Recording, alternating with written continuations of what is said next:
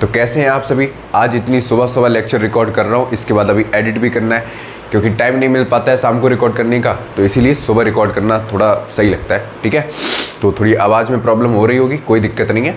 ठीक, आज का जो टॉपिक हम डिस्कस करने वाले हैं, जो आज का टॉपिक होने वाला वो है इलेक्ट्रोकेमिकल सेल, मतलब वोल्टेज सेल और गैल्वेनिक सेल का। ठीक है, तो हेडिंग डाल लो बच्चों, वोल्टेज सेल और गैल्वेनिक सेल। ठीक है, बड़ा सा प्यारा सा टॉपिक है, आपको आसानी से समझ में आ जाएगा। ठीक है, तो कॉपी पेन निकाल लो और पेटी पैक होके बैठ जाओ। ठीक है, इधर उधर की बकवास बंद करो। और सबसे जरूरी चीज, ये जो 24 घंटे हैं ना, ये नाइंसाफी नहीं करते किसी के साथ। ना मेरे पास ज़्यादा है ना आपके पास ज़्यादा है, दोनों के पास बराबर है। इसको आप कितना अच्छे से यूटिलाइज कर सकते हो, ये सिर्फ आप पर डिपेंड करता है। भटकोगे तो पछताओगे।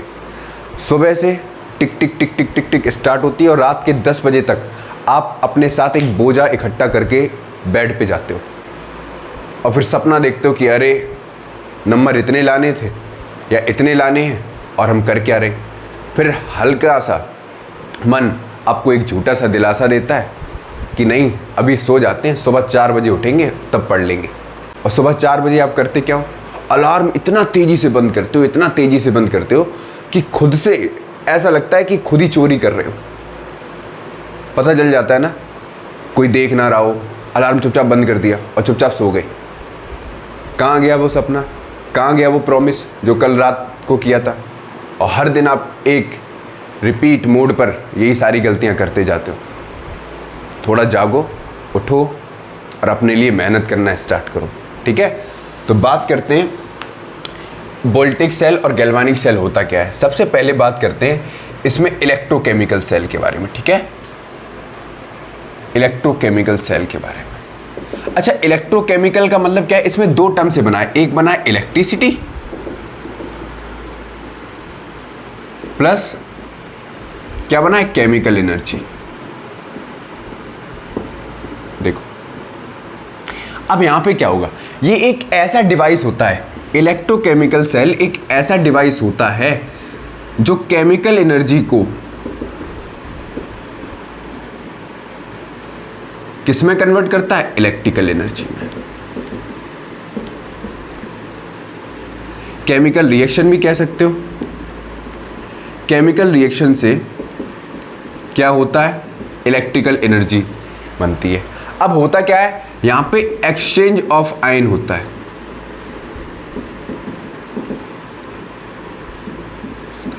अब जहां पर चार्ज एक एक्यूमुलेट होता है, प्लस माइनस होगा, वहां पे क्या होगा भैया, इलेक्ट्रिसिटी, इलेक्ट्रॉन का ट्रांसफर होगा, मतलब इलेक्ट्रॉन फ्लो करेगा। और जहां इलेक्ट्रॉन फ्लो करता है वहां क्या बनता है भैया, करंट बनता है। और जहां करंट होता है वहां वोल्टेज तो होना ही है भैया। आई बात समझ में, इतनी दिक्कत, मतलब यहां तक कोई दिक्कत नहीं ना। इसको नोट करना चाहो नोट करो, वरना आगे बढ़ते हैं प्यार से। ठीक है, सुबह सुबह चाय पीने का मजा ही कुछ अलग होता है। आप लोगों को भी मिलेगी अगर नींद आए तो, मुझे तो नहीं आती वैसे। जल्दी से स्क्रीनशॉट लो, फिर आगे बढ़ते हैं। देखो, बोझा लेके पढ़ना बहुत ख़राब लगता है मुझे, और बोझा लेके पढ़ाना भी बहुत ख़राब लगता है। पेशेंस के साथ पढ़ो एक एक लाइन, ठीक, और अच्छे से समझ में आएगी। कॉन्सेप्ट का मतलब क्या है, हवाबाजी में थोड़ी ना पढ़ना है। आपको एकदम बेइंतहा प्यार होना चाहिए अपने कॉन्सेप्ट से, अपने सब्जेक्ट से। जैसे आपको क्या होता है, आपका कोई एक्सटर्नल सोर्स, ठीक है, जिसको आप अपनी सारी प्रायोरिटी दे रखे हो, वो अगर टाइम के बारे में पूछे आपसे कि इतने टाइम मिलना है, तो आप सारी बाधाओं को चीरते हुए उसके पास उपस्थित हो जाते हो, है ना। दिमाग में सिर्फ एक ही चीज़ चलती है, सारे सेंसर एकदम एक्टिवेट हो जाते हैं कि नहीं, टाइम से पहुंचना है। यहाँ पे सारे सेंसर फ्यूज हो जाते हैं तुम्हारे। कोई बात नहीं, ठीक है।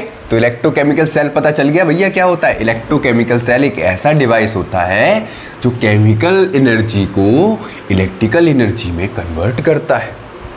अब यहाँ पर 2 मेटल्स की बात करेंगे, एक लेंगे जिंक और दूसरा लेंगे कॉपर। ये Zn2 पॉजिटिव बनाता है, बनाता है या नहीं बनाता है? और ये दोनों हैं क्या भैया? हैं क्या ये दोनों? मेटल्स हैं या नहीं? अब metal are good conductor, metal are good conductor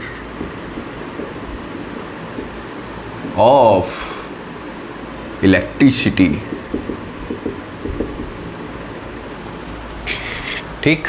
अच्छा, जो इलेक्ट्रिकल वायर्स होते हैं उसमें हम क्या पाते हैं? कौन सा वायर होता है उसमें? कॉपर का वायर होता है ना। कॉपर से बाइंडिंग होती है जितने भी इलेक्ट्रिकल अप्लायंसेस होते हैं अच्छे वाले, ठीक है। मजबूती का नाम कॉपर भैया, ठीक है। मतलब इलेक्ट्रिसिटी सही से चाहिए हो तो क्या यूज़ करो?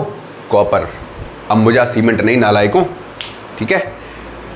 इतनी बात समझ में आई। अब देखो यहाँ पे ये है निठल्ला, खाली खोपड़ी, ये भीख मांगते रहते हैं। ये भैया है, ये इनके पास एक्स्ट्रा है। ये वो टॉपर हैं जो एग्जाम से पहले ही अपनी तैयारी करते हैं। और ये लास्ट नाइट फाइटर, भैया कोई दिखा दे, इधर उधर से दे दो भैया, हम भी स्टेबल हो जाएंगे। इनका काम ये है। तो ये क्या करता है, जेडन को स्टेबल होने के लिए इसमें भार थोड़ा ज़्यादा है भैया, पैसा थोड़ा ज़्यादा है, तो ये क्या करेगा, 2 इलेक्ट्रॉन क्या करता है, लूज कर देता है। और जब कोई इलेक्ट्रॉन को लूज करता है भैया, मेटल क्या करते हैं, इलेक्ट्रॉन को क्या करते हैं, लूज करते हैं, ठीक। और नॉन मेटल क्या करते हैं, नॉन मेटल क्या करते हैं, इलेक्ट्रॉन गेन करते हैं।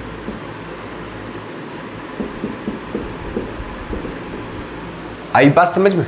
अब यहां पे क्या है, इलेक्ट्रॉन यहां से यहां जा रहा है, मतलब ये क्या हो गया, 2 इलेक्ट्रॉन देकर ये कैसा हो जाएगा, स्टेबल हो जाएगा।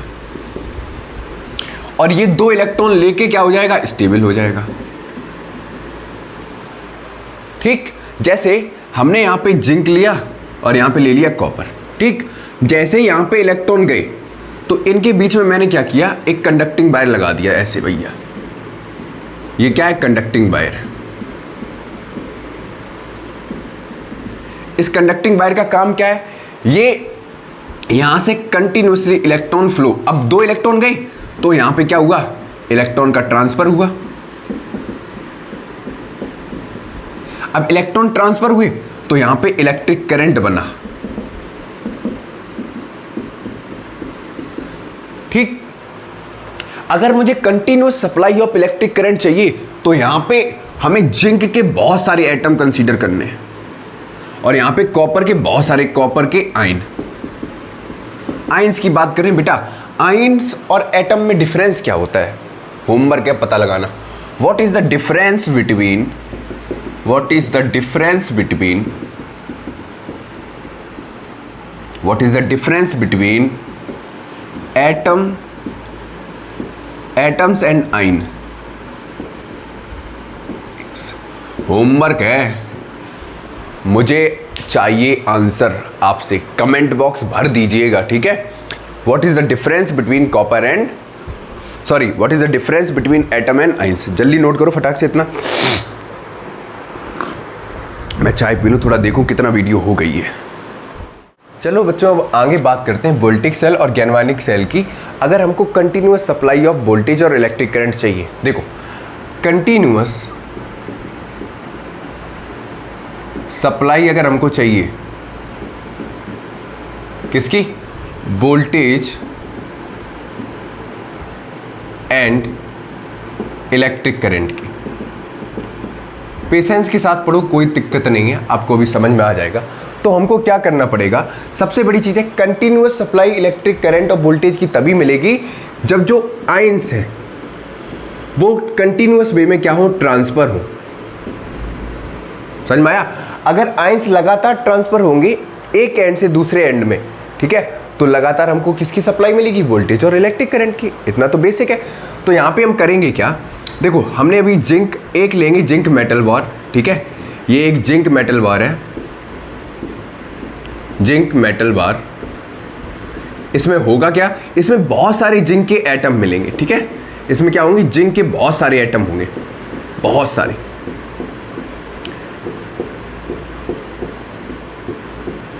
अभी हमने यहाँ पे और इस साइड क्या करेंगे, हम एक कॉपर सल्फेट का सॉल्यूशन लेंगे, ठीक है।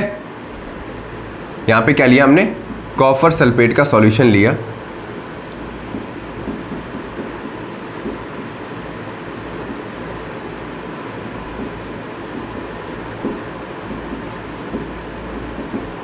अब इसमें क्या है, इसमें बहुत सारे कॉपर के आयंस हैं। क्या हैं बच्चों, कॉपर आयंस, ठीक है। अब इनको क्या किया मैंने, एक कंडक्टिंग वायर से कनेक्ट कर दिया, ठीक है। ये क्या है, कंडक्टिंग वायर है। ध्यान से सुनते जाओ, कहानी बस पता होनी चाहिए, आपको पूरा समझ में आ जाएगा। कंडक्टिंग वायर से कनेक्ट कर दिया। अब यहाँ पे सबसे बड़ी विपदा क्या है, संकट ये है हमारे पास कि जैसे ही जिंक मेटल वायर से अभी ये कॉपर आयंस जो है, कॉपर सल्फेट के जो सॉल्यूशंस हैं, ठीक है, इसमें जो कॉपर आयंस हैं ये तड़प रहे होंगे इलेक्ट्रॉन के लिए, ठीक है, बहुत फड़फड़ा रहे होंगे। तो इनका फड़फड़ाना जायज़ है, क्योंकि इनको क्या चाहिए, चार्ज चाहिए। समझ में आया। अब यहाँ पे होगा क्या, जैसे ही जिंक आयन यहाँ से, जिंक के एटम यहाँ से ट्रांसफर होंगे, मतलब इलेक्ट्रॉन ट्रांसफर होगा, इलेक्ट्रॉन गया, ठीक। अब इलेक्ट्रॉन जाएगा तो जो जिंक एटम है वो किस में ब्रेक डाउन हो जाएगा, जिंक आयन में। किस में ब्रेक डाउन होगा, जिंक आयंस में। अब जिंक आयंस में ब्रेक डाउन होने का मतलब ये है कि एक पॉइंट नोट करके लिखो कि ions can not stay in metals. Ions अकेले मेटल्स में स्टे नहीं करते।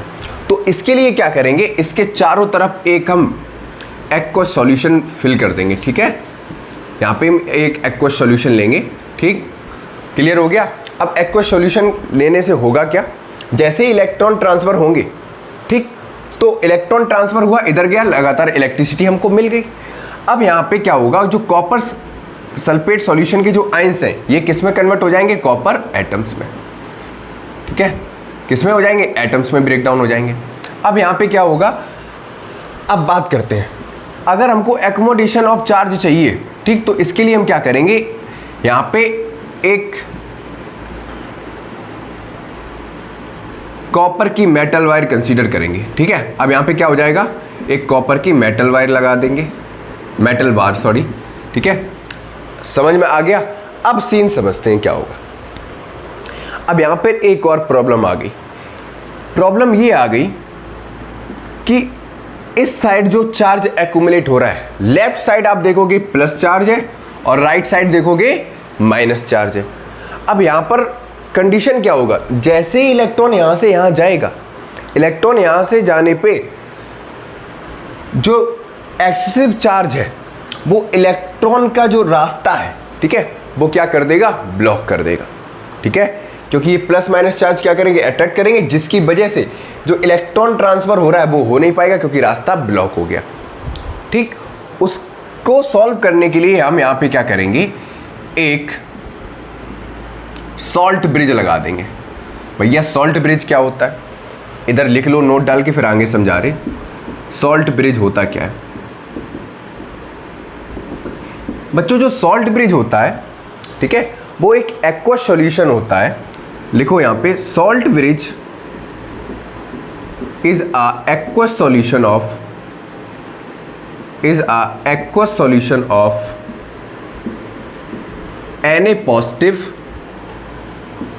Na positive and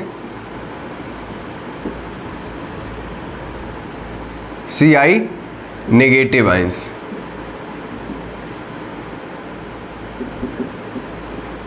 ठीक, Na पॉजिटिव और Ci नेगेटिव आयंस का क्या होता है, एक एक्वस सॉल्यूशन होता है, ठीक। इसमें क्या करते हैं, इसके जो दोनों एंड है, ये वाला एंड है, यहाँ पे हम क्या लगा देते हैं, कॉटन लगा देते हैं, ठीक है। दोनों एंड पे क्या करते हैं, कॉटन लगा देते हैं। अब यहाँ पे कॉटन लगाने से क्या है, कॉटन जो होता है एक कंडक्टर की तरह बिहेव करता है, कंडक्टर की तरह बिहेव करता है, क्योंकि इसके अंदर क्या है, Na पॉजिटिव और Ci नेगेटिव आयंस है, ठीक है, इस सॉल्ट ब्रिज के अंदर। अब होगा क्या, जैसे ही हम इसको इन दोनों सिस्टम के बीच में इंट्रोड्यूस करेंगे, तो जो एक्सेसिव पॉजिटिव चार्ज है वो सॉल्ट ब्रिज के अंदर के नेगेटिव चार्ज को क्या करेगा, अट्रैक्ट करेगा। समझ में आया। अब अट्रैक्ट करने का मतलब क्या है, जो सॉल्ट ब्रिज के अंदर का नेगेटिव चार्ज है वो कहाँ जाएगा, पॉजिटिव चार्ज के पास जाएगा। आई बात समझ में, कोई तकलीफ। अब सबसे बड़ी चीज देखते हैं कि जो इस रीजन में जो एक्सेसिव पॉजिटिव चार्ज है, ठीक है, वो लीक आउट करेगा, ठीक है। अब जो इलेक्ट्रॉन इससे सॉल्ट ब्रिज से निकल रहा है, ध्यान से सुनो, जो सॉल्ट ब्रिज से नेगेटिव चार्ज निकल रहा है वो इस पॉजिटिव चार्ज को क्या कर रहा है, अट्रैक्ट कर रहा है। तो जितना एक्सेसिव चार्ज है और सॉल्ट ब्रिज के अंदर का जो नेगेटिव चार्ज है वो दोनों को क्या कर देगा, न्यूट्रलाइज कर देगा। ऐसा ही तो करेगा। सेम इस साइड होगा, जो यहां पर एकोमोडेशन ऑफ चार्ज है और जो यहां से चार्ज निकलेगा वो इस रीजन को क्या कर देगा, न्यूट्रलाइज कर देगा।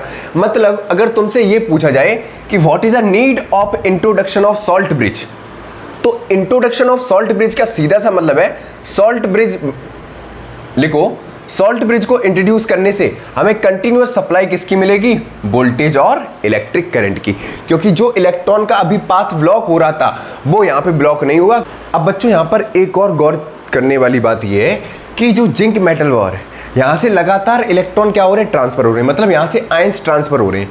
तो over the period of time जो जिंक मेटल वायर है वो क्या होना स्टार्ट हो जाएगी, इरोड होना स्टार्ट हो जाएगी। मतलब जो जिंक मेटल वायर है वो लगातार पतली होती चली जाएगी और एक टाइम ऐसा आएगा ये कंप्लीटली डिप्लेट हो जाएगी, मतलब डिप्लेशन हो जाएगा इसका। क्यों, ये डिप्लेशन कब तक होगा, जब तक यहाँ के आयंस कंप्लीटली ट्रांसफर नहीं हो जाते इस वाले रीजन में। आई बात समझ में? तो ये था पूरा कॉन्सेप्ट गैल्वेनिक सेल और वोल्टेज सेल के बारे में। अगर आपको कोई भी डाउट रह गया हो तो कमेंट बॉक्स में बता देना, मैं थोड़ा और एलेबोरेट करके बाद में इसको एक्सप्लेन कर दूंगा, ठीक है। नोट कर लीजिए।